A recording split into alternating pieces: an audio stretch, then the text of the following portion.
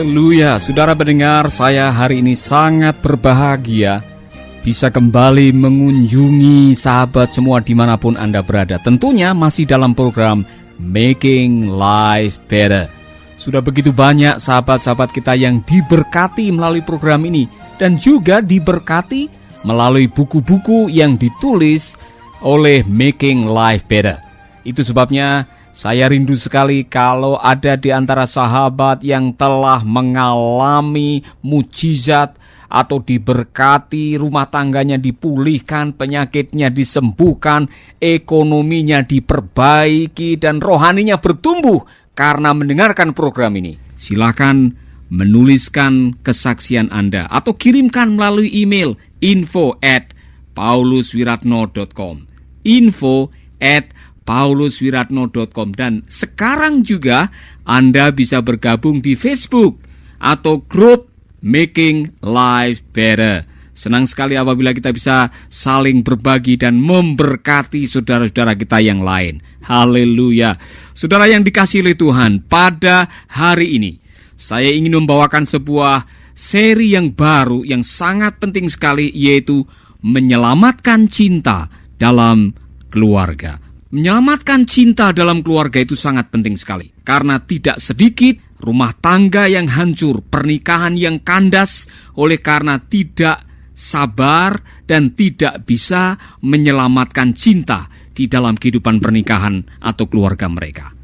Itulah sebabnya buku yang baru saya baca yang berjudul Rescuing Your Love Life, menyelamatkan cinta di dalam kehidupan, sangat penting sekali. Dan berdasarkan buku itu, saya ingin mengajak kita sekalian membahas mengenai betapa pentingnya menyelamatkan cinta di dalam kehidupan rumah tangga kita. Dari banyak SMS yang masuk kepada Making Life Better, ada 40% dari semua SMS yang masuk dan minta didoakan itu berkaitan dengan masalah rumah tangga. Itulah sebabnya saya rindu sekali kita merenungkan apa yang Tuhan telah berikan di hati saya menyangkut masalah menyelamatkan cinta di dalam rumah tangga. Dan ayat landasan kita ada tertulis di dalam kitab Maleaki pasal 2 ayat 13-16 yang berbunyi seperti ini. Saudara boleh membaca atau menyiapkan catatan selama kita membahas ayat-ayat ini. Tetapi jangan lupa ayat-ayat ini adalah ayat-ayat yang sangat penting untuk kita simak. Dan inilah yang kedua yang kamu lakukan. Kamu menutupi mezbah Tuhan dengan air mata, dengan tangisan dan rintihan, oleh karena ia tidak lagi berpaling kepada persembahan dan tidak berkenan menerimanya dari tanganmu. Dan kamu bertanya, oleh karena apa? Oleh sebab Tuhan telah menjadi saksi antara engkau dan istri masa mudamu yang kepadanya engkau telah tidak setia. Padahal dialah teman sekutumu dan istri seperjanjianmu. Bukankah Allah yang esa menjadikan mereka daging dan roh? Dan apakah yang dikehendaki kesatuan itu? Keturunan ilahi. Jadi jagalah dirimu, dan janganlah orang tidak setia terhadap istri dari masa mudanya. Sebab aku membenci perceraian. Firman Tuhan Allah Israel. Juga orang yang menutupi pakaiannya dengan kekerasan. Firman Tuhan semesta alam. Maka jagalah dirimu dan janganlah berkhianat.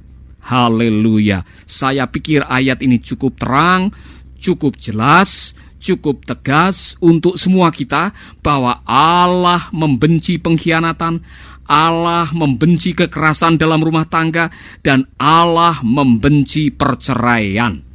Ayat ini memang diucapkan untuk umat Israel, tapi berlaku sampai hari ini. Yaitu apabila ada orang yang tidak bisa menyelamatkan cinta dalam rumah tangga mereka, dan akhirnya berujung kepada pengkhianatan dan perceraian, dikatakan di sini, aku membenci perceraian. Saudaraku, dampaknya luar biasa. Dampak pengkhianatan, perceraian, kekerasan dalam rumah tangga itu adalah luar biasa karena itu menyangkut masalah rohani. Kalau orang Israel mulai mengeluh dan mengatakan, "Oh, Tuhan tidak lagi mendengar doa kami. Tuhan tidak mau menerima persembahan kami. Doa-doa kami mentok di langit-langit dan kami tidak pernah mendengar Tuhan berbicara dan campur tangan dalam kehidupan kami." Kalau saudara bertanya seperti itu, Anda sedang bertanya seperti orang Israel. Dan apabila Anda ingin tahu apa alasannya kok Tuhan tidak mendengar doa kita, apa alasannya Tuhan tidak mau menerima persembahan kita, alasannya ialah karena Tuhan menyaksikan bahwa engkau sudah tidak setia lagi dengan pasangan hidupmu. Engkau sudah mengkhianati perjanjian nikahmu. Dan engkau tidak lagi menyelamatkan cinta di dalam rumah tanggamu. Saudaraku, berbicara mengenai perceraian, saya pernah membaca sebuah laporan di surat kabar bahwa di negara Indonesia ini tingkat perceraiannya adalah nomor 1 di Asia Pasifik. Memang nomor 1, tapi ini bukan nomor 1 yang membanggakan. Nomor 1 yang memprihatinkan.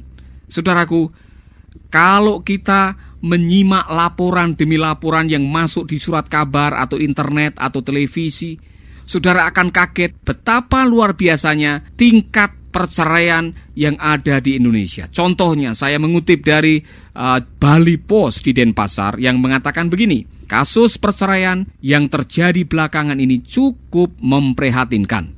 Berdasarkan data gugatan yang didaftarkan di Pengadilan Negeri Denpasar, sampai Oktober tahun yang lalu mencapai 275 kasus dari total 422 kasus perdata secara keseluruhan.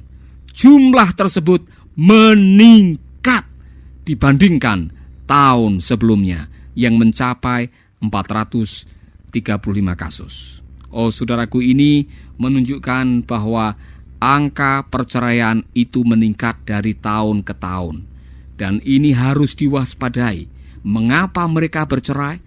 Karena mereka tidak bisa lagi menyelamatkan cinta di dalam rumah tangga mereka. Saudaraku, yang namanya perceraian itu tidak pandang umur. Berapa lama engkau sudah menikah? Berapa lama engkau sudah menjalin hubungan rumah tangga? Berapa anakmu dan sebagainya? Tidak pandang umur. Buktinya, ada pasangan tertua di London yang bercerai. Saya dapatkan juga dari internet. Makin lama hubungan suami istri ternyata tidak bisa diambil sebagai patokan jika pasangan bisa lebih memahami karakter masing-masing dan mewujudkan keluarga yang harmoni. Hal ini terbukti oleh pasangan tua asal Inggris. Pasangan suami istri ini menjadi yang tertua di dunia, berpisah satu sama lain. Bertie dan Jessie Wood kini sudah sama-sama berumur 98 tahun. Dan akhirnya mereka mengakhiri 36 usia pernikahan mereka dengan perceraian. Saudaraku, ini orang, maaf, yang sudah bau kuburan pun masih bercerai. Udah tua, apalagi sih yang diharapkannya? Apalagi yang dipikirkannya? Seharusnya mereka bisa bertahan. Mereka masih bisa menjalankan kehidupan rumah tangga seperti biasanya. Tetapi toh, mereka mengakhiri rumah tangganya yang sudah dibangun 36 tahun dan akhirnya bercerai pada usia 98 tahun. Yang namanya perceraian tidak kenal umur, tidak kenal budaya, tidak kenal negara, tidak kenal waktu. Siapapun bisa saja akhirnya mengakhiri hidup rumah tangganya dengan memisahkan diri satu dengan yang lain. Saudaraku, lepas dari semua yang saya sampaikan tadi mengenai berita dan tingkat perceraian, saya hanya membaca dan menemukan beberapa alasan kenapa orang bercerai. Saya membaca juga di surat kabar, pemicu perceraian bukan cuma karena hubungan gelap atau hugel, tapi karena faktor ekonomi maupun keharmonisan dalam rumah tangga. Contohnya, sikap suami yang cuek dengan tanggung jawab sebagai kepala keluarga dan malas bekerja, serta tak mampu melayani kebutuhan keluarga dan seksual istri juga menjadi pemicu retaknya hubungan cinta. Saudaraku, ini contoh dari sebuah laporan yang saya baca. Ada seorang yang bernama Sonya, tentu saja ini adalah nama samaran, warga Talaud, ambil jalan pintas dengan meminta suaminya bercerai. Jalan yang berakibat retaknya rumah tangga yang dibangun selama 24 tahun ini terpaksa dilakukan wanita berkulit hitam manis karena suaminya tidak peduli dengan tugas dan tanggung jawabnya sebagai kepala keluarga. Torang bacere lantaran kita pelaki nyanda pusing pak kita deng anak-anak. DP kerja hari-hari cuma jang mabok. Kang nyanda jaga kerja, ungkap Sonya. Sapaan akrab wanita berambut lurus ini. Saudaraku, Sonya tidak bisa bertahan. Sonya tidak bisa menyelamatkan rumah tangganya. Sonya sudah mengalami trauma. Sonya merasa bahwa suaminya membiarkan dirinya sendiri bekerja setengah mati untuk menghidupi anak-anak dan suaminya. Apapun juga alasannya. Mereka-mereka yang bercerai adalah mereka-mereka yang putus asa dan tidak mau lagi menyelamatkan cinta di dalam rumah tangga mereka. Padahal cinta itu masih bisa diselamatkan. Padahal Tuhan masih bisa memberikan jalan keluar untuk rumah tangga itu bisa dipulihkan. Tetapi ketika manusia sudah pasrah dengan keadaan dan tidak mau lagi mengambil inisiatif, bertahan, berserah, dan berusaha untuk menyelamatkan cinta, maka perceraian yang menjadi ujungnya. Padahal Tuhan mengatakan, aku membenci perceraian. Aku membenci kekerasan dalam rumah tangga. Saudaraku, saya ingin menantang saudara-saudara, apapun yang sedang terjadi dalam rumah tangga saudara, sejauh mana cinta dalam rumah tangga saudara sekarang ini, seperti apa keadaan keharmonisan rumah tangga, saya mau kasih kabar baik. Cinta itu masih bisa diselamatkan. Mungkin saudara sedang mendengar siaran ini, dan saudara mengatakan, Pak Paulus, apa yang Bapak sampaikan seperti dengan keadaan saya saat ini. Mirip seperti apa yang Bapak gambarkan. Saya sudah tidak tahan lagi dengan kehidupan rumah tangga saya. Suami saya mengkhianati saya. Dan saya harus berbuat apa Pak? Kecuali saya harus berbalas dendam dengan dia. Memangnya hanya dia yang bisa berkhianat? Saudaraku, kalau saudara melakukan seperti itu, saudara sedang di luar trek kehendak Tuhan. Marilah kita kembali kepada Tuhan. Tuhan yang maha baik. Tuhan itu bisa memulihkan. Dan kalau saudara mengatakan, Pak, tolong berdoa buat saya. Saudaraku, kalau rumah tanggamu sedang dalam keadaan yang sangat memprihatinkan, keharmonisan rumah tanggamu ada di ujung tanduk, segera datang kepada Tuhan.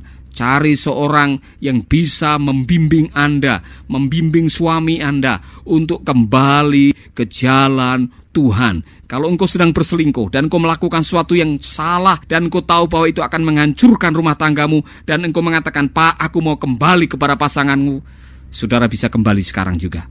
Berhenti, bertobat, dan minta Tuhan mengampuni. Kembalilah kepada orang yang engkau cintai, suami atau istrimu.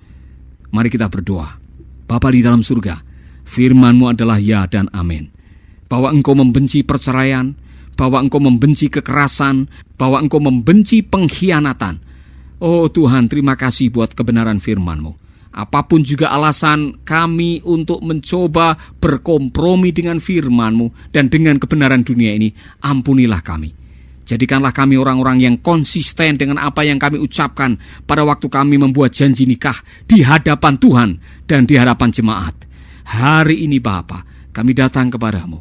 Kalau ada di antara kami yang sedang dalam keadaan sungguh-sungguh membutuhkan campur tangan Allah untuk rumah tangga mereka, Engkau hadir, Engkau pulihkan rumah tangga mereka, dan berikan mereka keberanian untuk menyelamatkan cinta dalam rumah tangga mereka. Terpujilah nama-Mu Bapa, di dalam nama Yesus kami berdoa. Amin. Saudaraku, kalau saudara sudah berdoa seperti tadi, saya mengharapkan saudara akan datang kepada hamba Tuhan, seorang konselor kakak rohani. Bicarakanlah keadaan rumah tanggamu. Jangan sampai sudah berantakan baru engkau datang kepada mereka.